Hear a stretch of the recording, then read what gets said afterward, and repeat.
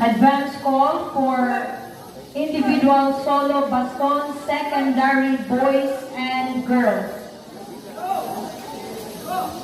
Event number 3 and number 4. Again, advance call for event number 3 and event number 4, individual solo baston, secondary boys and girls. Please proceed to the inspection area.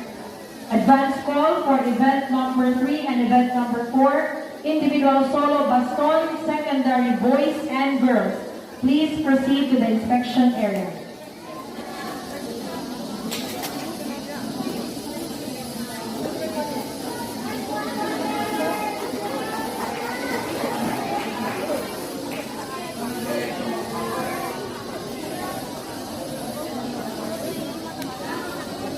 Change of officials for individual solo